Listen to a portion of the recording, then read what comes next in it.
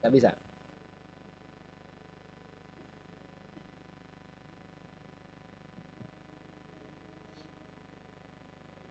Mulai ya? Oh, sudah. Assalamualaikum warahmatullahi wabarakatuh. Bismillahirrahmanirrahim. Subhanaka la ilma lana illa ma 'allamtana innaka antal alimul hakim. Rabbis rahli sadri wa yassir li amri wahlul 'uqdatam min lisani yafqahu qawli. Allahumma rzuqna fahman nabiyyin wa hifdzal mursalin wa ilhamal malaikatil muqarrabin. Allahumma rzuqna ilman nafi'an wa rizqan wasi'an wa amalan mutaqabbalan amin ya rabbal alamin. Ila hadratin Nabil Mustafa Muhammadin sallallahu alaihi wasallam wa alihi wa azwajihi wa dzurriyyatihi wa ahli baitihi wa ashabihi wa tabi'in wa ila jami'i abaihi wa ikhwanihi minal anbiya'i wal mursalin wa syuhada wal awliya was salihin wal qurra wal musyrikin wal muhaddisin wal muhaqqiqin wal mu'allifin al mukhlasin wa sadatina nalawin wa sadatina sufiyya wa ahli silsilatit turuqil mu'tabarah nabiyya khususan sultan al awliya syamsul qadir al jilani wa usulihim wa furu'ihim wa ajmaihim ila midin thumma ila jami'il ulama wal awliya khususan ulama tisah wa Syekh Nawawi Al-Badani wa Syekh Muhammad Khalil Bangkalani wa Syekh Masyari wa Syekh Abdul Wahab Rasulullah wa gharihi min al-ulama wa du'amul mujahidin ma'ahum fi jami'atin hadatil ulama wa usulihim wa furu'ihim wa ajmaihim ila midin thumma ila jami'i masyikhina wa malimina wa li abaina wa li ummahatina wa li jaddatina wa li jaddatina bi anna Allah yaghfiru lana wa lahum li darajatin wa darajatin fil jannah wa yu'idu alaina min barakatihi wa sharrihim wa ulumi fid din wa dunya wal akhirah. Wa nakhususun ila mu'allif hadzal kitab Al-Imam Abu Hamid bin Muhammad Al-Ghazali wa biniyati sidqil qabul khusulil amali wal amali wa tamami kulli salahi sya'ni zahiran wa batinan fid din wa dunya wal akhirah dafiatan li kulli syarrin jalibatan li kulli khair wa makhrajan kulli hammin gham bi jahi wa bi syafaati sayyidil rasul wa li ridwallahi ta'ala wa li syafaati rasulillah sallallahu alaihi wasallam wa li qada'i hawaijina min hawaijid dunya wal akhirah syai'lillahi lana wa lahumul fatihah. A'udzu billahi minasyaitonir rajim. Bismillahirrahmanirrahim. Alhamdulillahi rabbil alamin. Arrahmanir rahim. Maliki yaumiddin. Iyyaka na'budu wa iyyaka nasta'in. Ihdinas siratal mustaqim. Siratal ladzina an'amta 'alaihim ghairil maghdubi 'alaihim waladdallin. Bismillahirrahmanirrahim. Qala al-musannifu rahimahullahu ta'ala wa nafa'ana bihi wa bi 'ulumihi wa bi 'ulumi masyayikhihi wa bi 'ulumi talamidihi fid dharaini. Amin. Melanjutkan al-adabu baina yadayillahi ta'ala wa dawamud dzikri, dan terus menerus atau mendawamkan, mengistiqomahkan zikir, ingat kepada Allah sebagai makhluk, sebagai hamba. Adabnya yaitu terus menerus ingat atau berzikir, mengingat-ingat Allah. Barang siapa yang ingat Allah, maka juga akan diingat oleh Allah.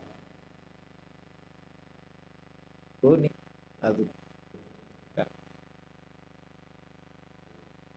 Allah juga ada kita. Wasuku wa tanzihil fikri, membersihkan pikiran. Ai artinya al-ibtiadu, menjauh an masyagilid dunya, dari kesibukan dunia. Termasuk adab kepada Allah juga adalah membersihkan dari kesibukan-kesibukan yang hanya berbau dunia. Kita itu berjalan menuju akhirat. Jadi tambah lama tambah dekat dengan akhirat. Maka tujuan yang harus pikiran kita adalah tujuan-tujuan, karena dunia akan ditinggalkan. Maka yang ada di depan itu digapai. Nah, membersihkan pikiran itu nanti akan melahirkan orang kalau pikirannya sudah bersih dari kesibukan-kesibukan dunia, nanti akan lahir ma'rifah. Ma'rifat niku akan melahirkan pengagungan, kagum kepada Allah. Kemudian melahirkan mahabbah, akan melahirkan cinta. Kan ngoten, nek pikirannya sudah bersih, itu sudah mulai dibersihkan, maka nanti akan tambah kenal. Selama masih ada pikiran buruk, entah kepada Allah atau kepada orang, maka dia akan sulit untuk mengenal sejatinya dari apa yang difikirkan. Laki atau perempuan mendekat, datang kenalan, apa namanya, PDKT. Apa yang baru bukan PDKT saja, ta'aruf katanya. Ta'aruf, nggak ada ta'aruf niku. Ta'aruf niku nikah. Itu, iya. Kalau sebelum nikah namanya tajahul. Coba jenengan nangen-nangen. Ta'aruf niku napa? Saling mengenal. Satu sama lain berusaha menunjukkan sebenar-benarnya jati dirinya. Seperti apa, sifatnya seperti apa. Semuanya ingin ditunjukkan, itu baru ta'aruf. Saya gini, maka harus sejujur-jujurnya. Tapi nyatanya ta'aruf yang model jenengan-jenengan itu loh. Dan itu larinya malah ke tajahul, saling membodohi. Yang ditampakkan yang bagus-bagus. Di WA, maaf, aku tadi masih sholat duha. Padahal sebenarnya tidur-tiduran.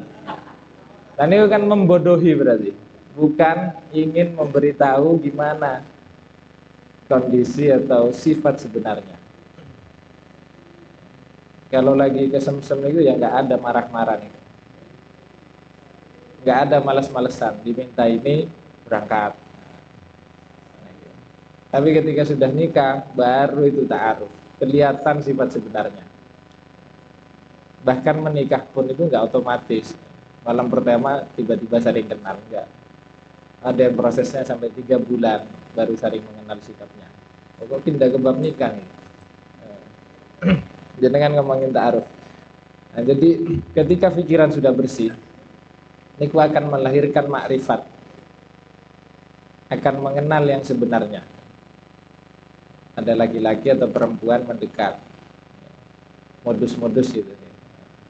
Dengan kalau masih ada kebencian di dalam pikirannya, maka tidak akan bisa mengenal bagaimana orang itu yang sebenarnya.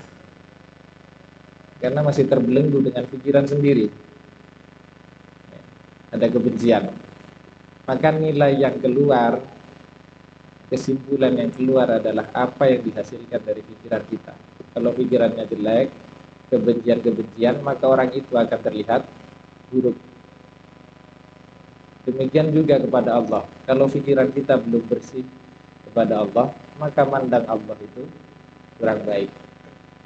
Dikasih miskin, mandangnya keliru. Aku kok dimiskinkan terus ya, Allah kok tega. Tapi karena pikirannya belum bersih. Nah, kalau sudah bersih pikirannya, belajar dibersihkan dengan apa? Dengan ngaji-ngajinya. Ngaji pagi, sore 2 kali, malam 1 kali. Nanti lulus 21 hari, pikirannya bersih semua. Itu akan melahirkan makrifat, kenal. Jadi akan kenal dengan Allah. Sama kayak kenal kepada orang yang modus mendekati kita. Karena pikiran kita sudah mulai jernih. Mulai tidak suudon, mulai tidak prasangka-prasangka buruk. Mikir berapa hari tambah bersih karena angan-angan terus. Tambah kenal, ternyata baik. Ternyata anaknya senang sholat misalnya. Dan itu mulai muncul, ada makrifah nanti kalau pikirannya sudah mulai bersih. Tapi kalau nggak bersih, sebaik apapun orang itu akan tertutup oleh prasangka buruk kita. Sebaik apapun menurut Allah, itu akan terlihat buruk kalau pikiran kita belum bersih. Nah, ketika kita sudah makrifat, itu akan melahirkan takdiman, rasa takdim, rasa pengagungan, rasa kagum. sudah kenal ke Allah, Allah ternyata baik ya, ngasih pilihan, ngasih takdir-takdir, ternyata faedahnya atau manfaatnya itu ada mengandung kebaikan terhadap kita. Yang seakan-akan sebelumnya dirasa itu bukanlah kebaikan. Nah, kalau sudah kenal akan kagum. Oh ternyata sergap sholat, sergap birosa, bangunnya pagi. Ini mulai kagum. Nah kalau sudah kagum maka akan lahir cinta, mahabbah. Demikian juga kepada Allah. Kalau sudah kenal, nanti kagum, ta'zim kepada Allah, maka akan lahir namanya cinta. Wa taqyidul jawarihi, dan mengendalikan anggota-anggota tubuh atau panca-panca indera semua. Anggota tubuh dikendalikan, itu adab kepada Allah. Semuanya berusaha diarahkan untuk melakukan ketaatan kepada Allah, dan diarahkan untuk menjauhi apapun yang itu akan menghadirkan kemurkaan Allah. Tangan, mata, pikiran, hati, kaki. Kakinya akan dibuat melangkah untuk ngaji. Matanya akan dibuat melihat sesuatu yang manfaat, baca Quran, maknai kitab, dan lain-lain. Jadi diatur, dikendalikan semua anggota tubuh. Wasukunul qalbi, hatinya tenang. Wasukunul qalbi, dan tenangnya hati. Wa ta'zimur rabbi, dan mengagungkan Tuhan. Wa qillatul ghadabi, dan menyedikitkan amarah, menyedikitkan marah. Jadi di sini pakai bahasa qillah, sedikit, menyedikitkan, karena untuk meniadakan itu sulit. Berarti marah itu sifat manusiawi. Jadi semua orang itu ada kemungkinan, bahkan sudah pasti akan memiliki sifat marah. Makanya musannif anjurannya adab kepada Allah, sedikitkan marah, qillatul ghadab. Jangan sering-sering marah, jangan sering-sering ngambek, nesu. Jadi sedikitkan marah-marah atau muring-muring atau emosi. Kalau ditiadakan itu sulit karena sifat manusiawi. Terutama mbak-mbak nih, kadang marah-marah nggak jelas. Masalah salah jawab aja marah. Masalah nggak nanya sudah makan belum, marah. Nah ini kurang nih marah-marah. Marah-marah nggak ada alasannya. Wa kitmanul hubbi, dan menyembunyikan rasa cinta.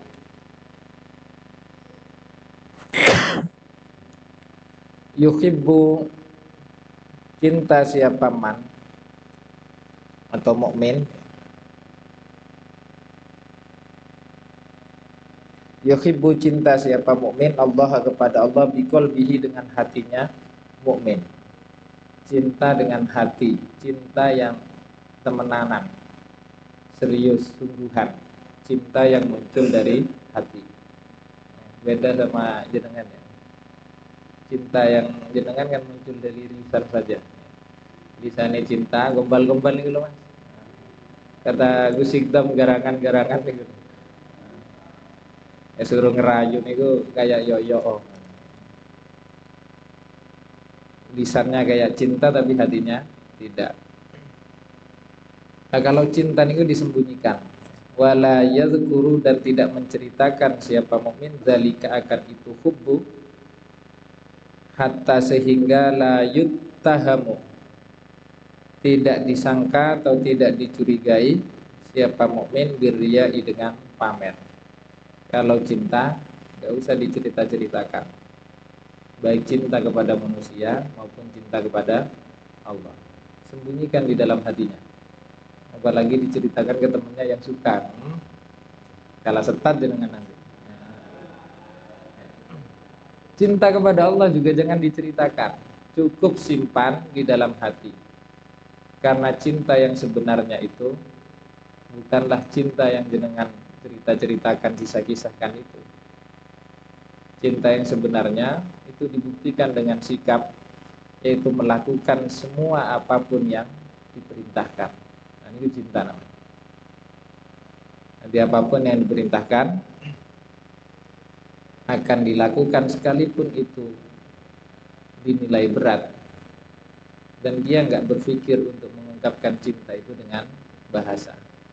Nah, ini baru cinta. Sembunyikan cinta itu termasuk kepada Allah di dalam hati. Karena kalau jenengan ceritakan nanti orang ngira jenengan pamer, iya, aku cinta kepada Allah, buktinya aku tiap malam bangun sholat tahajud, tiap malam aku baca Al-Quran. Nah, itu gak perlu diceritakan. Cinta sembunyikan. Cinta kepada Allah termasuk adabnya. Wa dawamul ikhlas, dan terus menerus ikhlas. Wa tarkun nadhari, dan meninggalkan pandangan ilal ashkhasi, kepada beberapa manusia, atau ilal ashkhasi, kepada manusia-manusia. Adab kepada Allah juga, yaitu terus menerus ikhlas. Baik ikhlas fil amal, di dalam melakukan amaliyah ibadah misalnya, atau ikhlas dalam menerima ketentuan-ketentuan Allah. Ridho, ikhlas. Jadi apapun yang ditakdirkan pada diri kita oleh Allah, yang Allah tentukan untuk kita, kita harus menerimanya dengan ikhlas. Dan apapun yang kita persembahkan untuk Allah, ibadah-ibadah kita, itu juga harus didasarkan atas keikhlasan dan niat murni untuk Allah Ta'ala. Wa tarkun nadhari ilal ashkhasi, meninggalkan pandangan dari manusia-manusia. Berbuat apapun itu, jangan ingin dipandang manusia. Jadi murnikan untuk Allah Subhanahu wa Ta'ala. Bisa juga watarkun nadhari ilal ashkhas, agar kita ikhlas dalam menjalani hidup. Jangan senang mandang nikmat-nikmat yang diperoleh oleh orang lain, atau nikmat yang ada pada diri orang lain. Itu nyiksa, sehingga kita lalai bahwa kita juga memiliki nikmat yang sudah dianugerahkan oleh Allah. Enggak kita nikmati, enggak kita syukuri, tapi kita sibuk memandang nikmat yang diterima oleh orang lain. Kayak si A itu enak, kata si B. Si B juga mandang si A juga mandang si B yang enak. Dan itu hidup sawang sinawang. Dan kalau kayak gitu jenengan, berarti menjalani hidup tidak ikhlas, dan itu sulit untuk bahagia, untuk bisa menikmati hidup. Hanya kuncinya ikhlas, kemudian tinggalkan pandangan-pandangan kepada manusia. Baik pandangan ingin dipuji oleh orang dalam beramal, atau memandang nikmat-nikmat yang ada pada orang lain. Itu nggak bisa membahagiakan kita, malah menyusahkan. Susah dibuat sendiri. Tapi manusia ya kebanyakan gitu. Manusia itu kebanyakan tertarik pada nikmat yang diperoleh oleh orang lain daripada menikmati atau mensyukuri nikmat yang sudah ada pada dirinya. Padahal rugi nih. Kayak apa? Monyet nih dulu. Monyet nih kan dia sudah punya nikmat, sudah pegang pisang satu, ingin lagi pisang yang lain. Nah, pisang yang sudah dipegang belum dinikmati, jatuh, pisang yang satunya mau diambil juga gak didapat. Bisa-bisa kayak gitu. Nikmat yang ada di orang lain itu belum tentu bisa kita nikmati. Tapi kalau yang nikmat pemberian Allah sudah jelas-jelas ada dan dianugerahkan untuk kita, itu yang bisa kita nikmati. Wa isarul haqqi, dan menyebarkan atau memberikan dampak kebenaran, kebaikan kepada orang lain. Wal ya'su min jami'il khalqi, dan putus asa atau merasa putus min jami'il khalqi, dari semua makhluk. Niki maksudnya gantungkan semua harapan kita hanya kepada Allah. Jangan pernah berharap kepada makhluk, karena berharap kepada makhluk itu seringkali yang didapat hanyalah kekecewaan. Jadi gantungkan harapan pada Allah Subhanahu wa ta'ala. Misal, kalau berharap kepada Allah, ngaji ini berangkat, apapun yang terjadi istiatur Allah, insya Allah percaya bahwa Allah akan memberikan, mentakdirkan kita yang terbaik saat ini. Tapi kalau menggantungkan kepada manusia bisa kecewa. Harapannya berangkat dari batu, ngaji, minumnya susu misalnya, ternyata air putih. Contoh, enggak, kalau enggak nyinggung.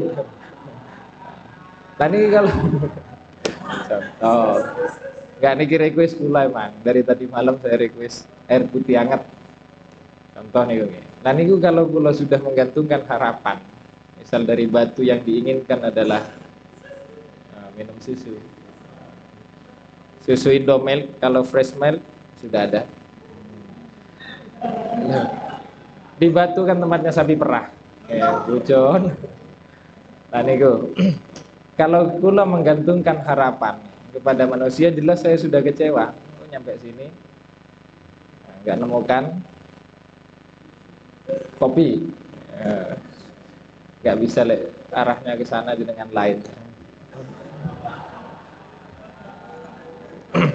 Saya bahas niku kalau pulang loh mas, ya. Kalau bahas itu saya pulang, soalnya kangen.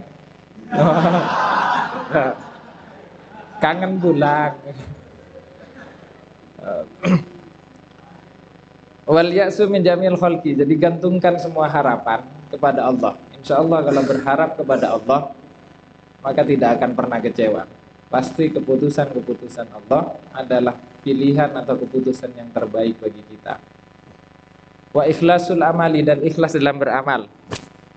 Amal ikhlas. Imam Al-Ghazali niku ikhlas ada 3. Satu, ikhlas niku derajat paling rendahnya ikhlas ibadah, ingin memperoleh kenikmatan-kenikmatan dunia. Itu ikhlas. Sholat duha pengen banyak uangnya, pengen cepat kaya. Sholat tahajud pengen punya kedudukan yang mulia. Baca surat Al-Waqi'ah ingin banyak uang juga, usahanya lancar. Niku ikhlas, tapi derajatnya paling bawah. Karena keuntungan dari ibadah ingin dipetik di dunia, ditukar dengan kenikmatan-kenikmatan dunia. Ikhlas paling bawah kata Imam Al-Ghazali. Ada ikhlas di atasnya. Niku ibadah-ibadah kita, perbuatan-perbuatan kita yang harusnya dihaturkan kepada Allah, niku diniatkan untuk memperoleh kenikmatan-kenikmatan surga, kenikmatan-kenikmatan akhirat. Ingin bebas dari siksa kubur, ingin gampang ketika hisab di mahsyar, ingin memperoleh syafaat ketika melintasi jembatan, mizan, sirat, timbangan bermudah, ingin di surga hidup dengan 40 bidadari, idamane jenengan. Wabihurin inin mutazawwijin. Memang kuat 40. Jadi 40. Nah, kenikmatan kalau ibadah kemudian niatnya niku adalah kenikmatan-kenikmatan akhirat, biar di surga bisa metik apel sendiri, pengen apa tiba-tiba ada. Niku ikhlas, tapi derajatnya masih pertengahan di nomor 2. Ada ikhlas yang tertinggi, ibadah-ibadah kita itu semata-mata mengharap ridho Allah Subhanahu wa ta'ala. Tapi kalau sudah ridho yang didapat, itu semua kenikmatan dunia maupun akhirat juga akan didapat. Orang tua niku jenengan ke orang tuanya tips. Jadi kalau berbuat baik kepada orang tua, jangan mengharap sesuatu yang remeh-remeh. pengen dibelikan HP, kemudian tiba-tiba baik, disuruh ke warung langsung berangkat, nggak disuruh nyapu tiba-tiba nyapu. Tapi ada pengennya apa, pengennya HP gitu. Jangan itu yang didapat hanya HP. Tapi kalau yang diinginkan hanya apa, ridho orang tua. Kalau sudah ridhonya yang didapat, apapun yang diminta pasti dituruti. Orang tua sudah remen, senang, sehingga anaknya pengen ini dipikirkan. Dan itu sudah memperoleh ridho. Sama Allah kalau ridho, Allah kalau ridho itu, maka semuanya akan enak, akan tercapai, semuanya akan nikmat. Bahkan sekalipun kita hidup di neraka itu akan nikmat kalau Allah ridho. Lah ular-ular yang jenengan baca di komik nih, ular besar, ada kalajengking, itu di neraka diridhoi oleh Allah, makanya nggak merasakan panas. Ya, jenengan baca gitu, cerita-cerita siksa kubur, siksa akhirat nih loh. Kan ada hewan-hewan yang kemudian diutus oleh Allah untuk menyiksa orang-orang yang ada di neraka yang bermaksiat. Tapi ularnya ini nggak merasa panas dengan api neraka. Kenapa? Karena diridhoi oleh Allah untuk tinggal di neraka. Jenengan burun ngoten. Di neraka di surga, penting Allah ridho. Ngoten ya?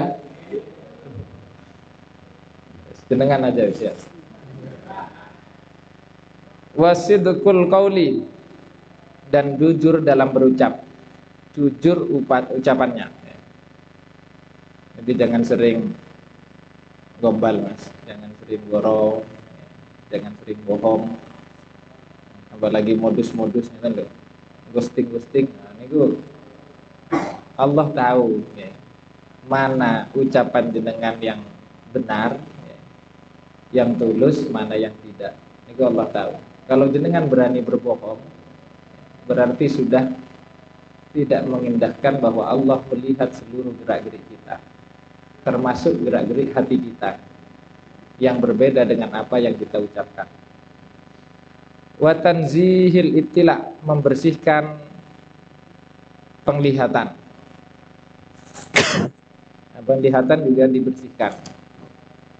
Wa ihya'il qurabat, wa ihya'ul qurabat, dan menghidupkan beberapa amaliyah mendekatkan diri kepada Allah. Dengan apa? Ya, dengan ibadah. Dengan ngaji-ngaji model ini, insya Allah akan mendekatkan diri kepada Allah. Dengan puasa itu bisa mendekatkan, dan itu dihidup-hidupkan.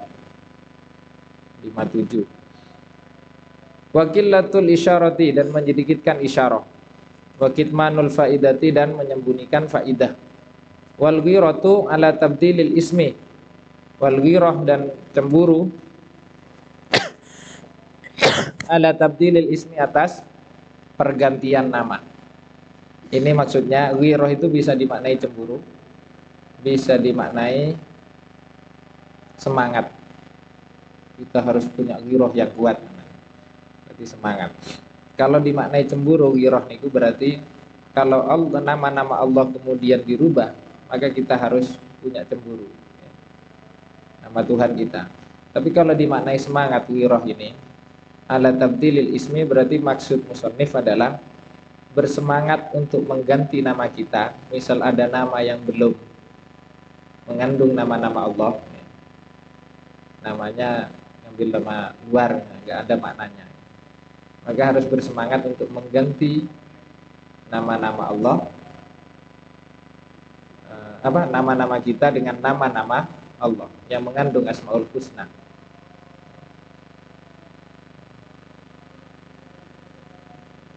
yang mengandung nama-nama baik Allah. Karena di akhirat nanti kita akan dipanggil dengan nama kita. Kuntum tud'auna yaumal qiyamati bi asma'ikum wa abnaikum. Nanti di akhirat itu, kata Nabi, kalian akan dipanggil dengan nama kalian dan bin siapa. Fa'ahsinu asma'akum, maka baguskanlah nama kalian. Nama yang bagus itu adalah nama-nama yang mengandung sifat atau nama-nama Allah. Abdurrahman dipanggil Abdurrahman. Abdullah dipanggil Dullah. Nggak apa-apa panggilannya, tapi nama aslinya bagus, mengandung nama-nama Allah. Nah, itu ghirah ala tabdilil ismi. Ada keinginan kuat bagaimana nama kita itu mengandung nama-nama Allah, sehingga nanti ketika dipanggil di akhirat nama kita bagus. Abdullah bin siapa, atau Nabi Muhammad, nama Nabi Muhammad, Ahmad Tirmidzi, bagus. Ahmad, nama Muhammad gitu. Atau Muhammad siapa di sini? Misbahul Munir, Muhammad siapa? Ngandung nama Nabi atau nama Allah. Wal ghadabu indantihakil maharimi, dan marah indantihakil maharimi ketika dirusak beberapa kemuliaan-kemuliaan. Kalau melakukan kemaksiatan, maka dalam diri ini adab kepada Allah harus marah. Jangan rela kalau kita misal khilaf melakukan perbuatan salah, maka minimal kita marah terhadap diri kita, marah terhadap tindakan kita karena telah melakukan keharaman-keharaman yang sebenarnya itu dilarang oleh Allah. Minimal marah. Kalau sudah tidak marah, rela, berarti niku bermasalah, kurang adabnya. Rela ketika bermaksiat, maksiat kok malah senang, maksiat kok malah dicerita-ceritakan, itu berarti sudah perlu diservis nih. Jadi minimal sebagai adab kepada Allah, kalau melakukan kesalahan, keluputan, atau terpeleset melakukan kemaksiatan, kita harus marah, tidak terima, sehingga kita akan segera kembali bertaubat kepada Allah. Wadawamul haibati, dan terus menerus merasa takut. Ai mulahadatu jalalil haqqi, artinya melihat keagungan zat yang hak wujudnya, fi jami'il harokati, di semua gerak-gerik kita. Jadi tiap harinya niku merasa takut, hibah, punya rasa haibah, takut kepada Allah, karena melihat apapun yang kita lakukan, apapun yang terjadi pada diri kita atau di alam semesta, itu tidak terlepas dari ketentuan-ketentuan Allah. Hatta mengedipkan mata, itu yang dilihat adalah anugerah Allah. Ngangkat tangan, bisa ngaji, itu semuanya haibah. Wastisyarul hayai, merasa malu. Adab kepada Allah merasa malu. Kita selesaikan sampai bawah ya, 12 dikit jam 9. Wastimalul khaufi, dan melakukan rasa takut. Harus ada khauf, sekalipun kita sudah merasa ahli ibadah. Khauf dan roja harus tetap imbang. Ada harapan kepada Allah bahwa ibadah kita diterima, tapi nggak boleh terlalu pede. Harus ada khaufnya juga, takut-takut ibadah kita tidak diterima, sehingga nggak terlalu pede, tapi nggak terlalu cemas. Wasukunu, dan tenang, sikotan, karena percaya, bidomani, dengan jaminan Allah. Adab kepada Allah juga, kita itu hidup harus tenang, karena sudah yakin, sudah percaya, kita di dunia ini dijamin oleh Allah Subhanahu wa Ta'ala. Jadi jangan terlalu cemas, jangan galau, nggak baik nih. Galau-galau nih guys, santri nggak ada galau nih. Jadi harus tenang, karena hidup ini sudah dijamin. Apa yang akan terjadi setelah ini sudah diatur oleh Allah. Nggak perlu jenengan repotkan. Karena kecemasan itu, satu, dia akan mencuri kebahagiaan kita. Kecemasan itu kedua juga akan mencuri waktu kita. Dengan cemas, terus apa yang diperoleh? Galau, apa yang diperoleh? Nggak ada. Cuma di pojok, ngotan, nunduk, ditanya temennya, kenapa? Terus aku galau kayak gini. Bisanya ngotan, nggak ada yang diperoleh. Mencuri waktu kita, mencuri kebahagiaan kita, kemudian kecemasan juga akan mencuri hidup kita. Karena galau berkepanjangan, nggak terasa sudah 1 bulan galau, nggak ada hasilnya di pondok 1 bulan. Skripsi misalnya terbengkalai, tugas-tugas nggak dilakukan.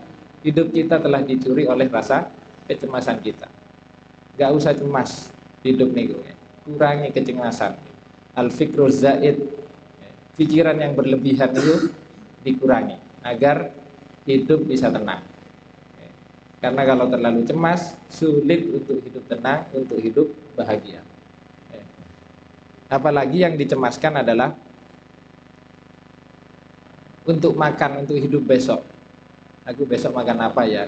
Itu sudah dijamin oleh Allah. Makan kita besok ini sudah dijamin, gak usah terlalu cemas. Jenengan sudah kadung mikir hidup besok mau ngapain, hidup besok mau makan apa. Ternyata kok umurnya nggak nyampe, dengan sudah kadung mikir, sudah kadung konsep, rugi. Buang-buang waktu untuk mengkonsep atau memikirkan sesuatu yang belum pasti akan kita lakukan. Setelah ngaji nih, aku habis ini mau makan dengan pikir terlalu cemas, makan apa ya nanti sahur ya. Padahal kita nggak tahu sahur besok itu kita masih hidup atau tidak.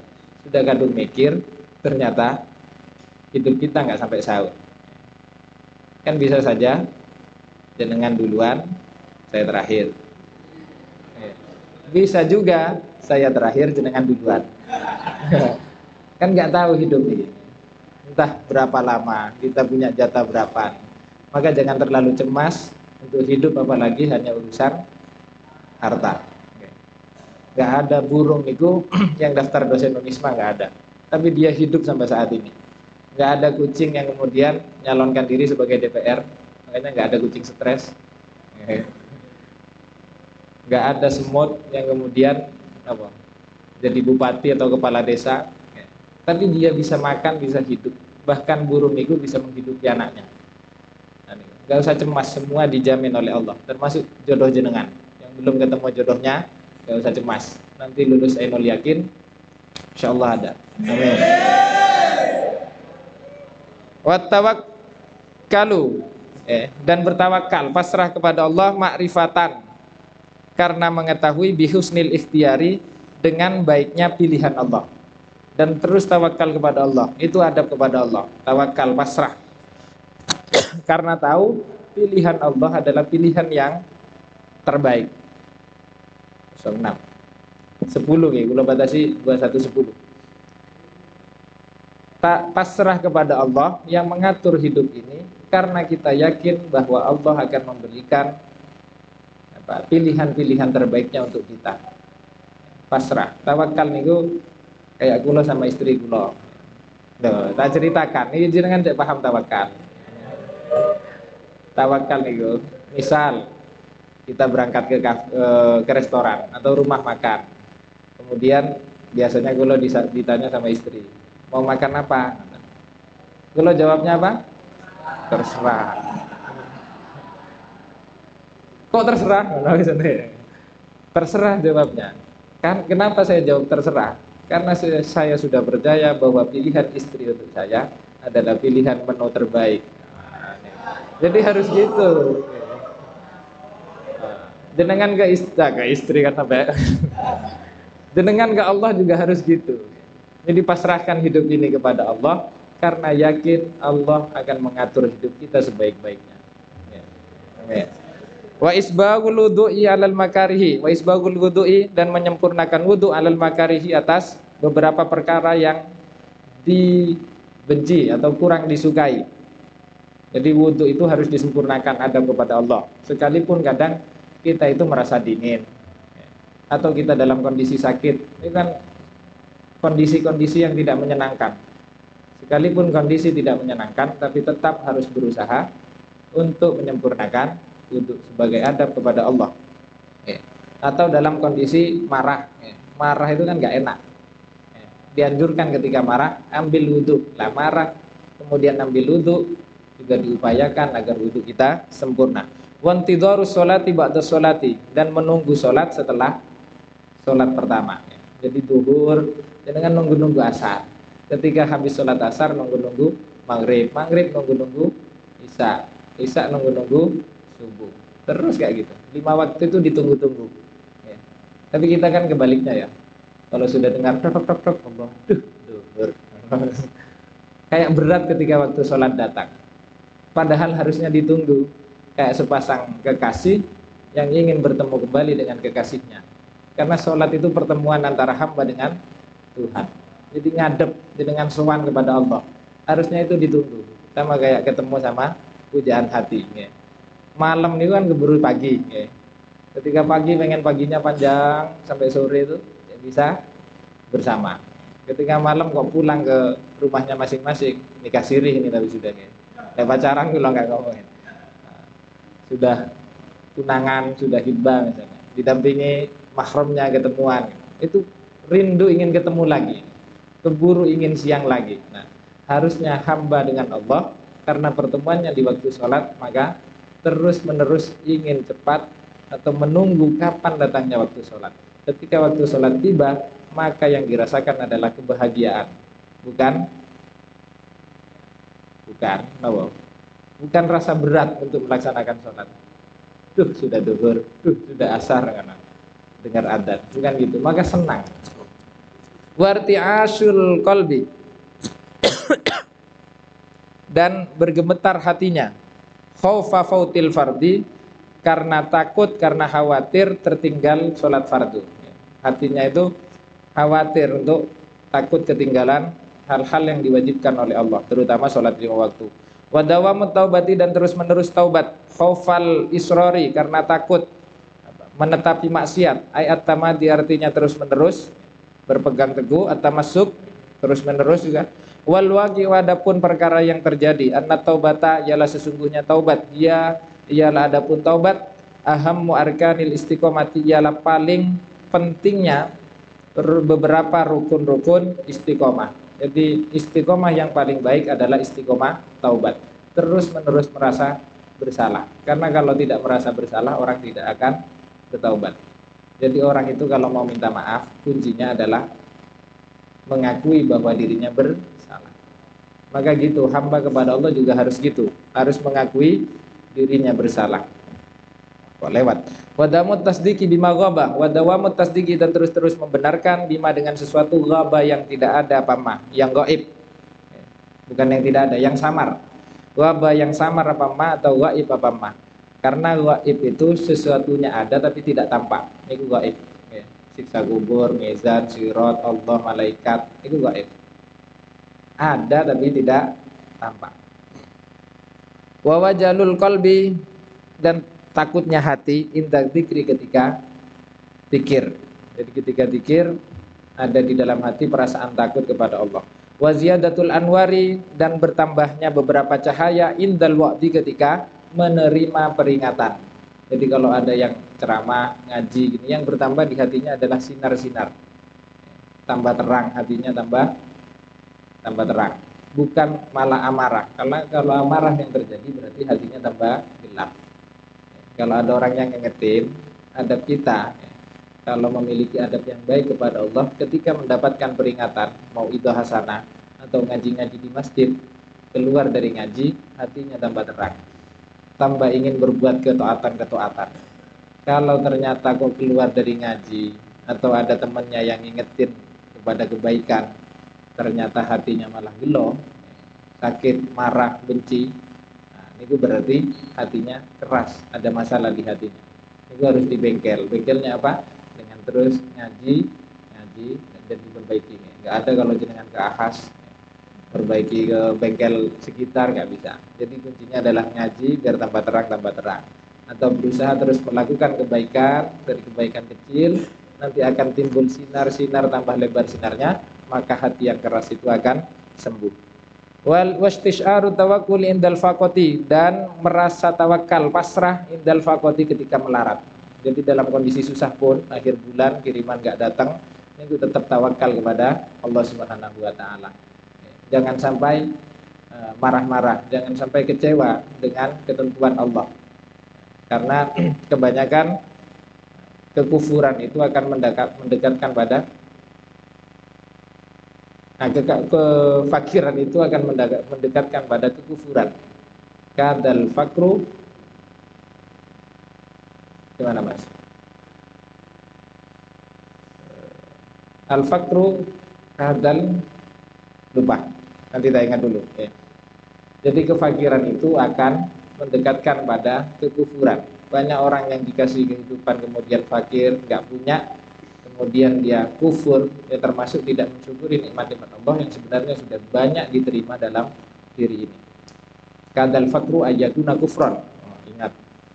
Wa ikhrajus shadaqati, dan mengeluarkan atau memberikan sedekah min ghairi bakhilin, tanpa bakhil, bedit, ma'al imkani, bersama mungkinnya sedekah. Jadi kalau punya harta banyak, maka adab kepada Allah itu terus menerus untuk bisa bersedekah. Kalau ada harta lebih, sedekahkan. Tapi kalau kondisinya lagi kekurangan, tidak boleh merasa kecewa dengan ketentuan Allah, harus tetap pasrah.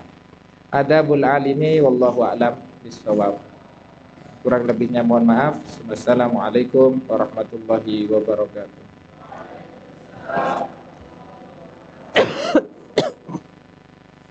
Wah, khatam kapan nih?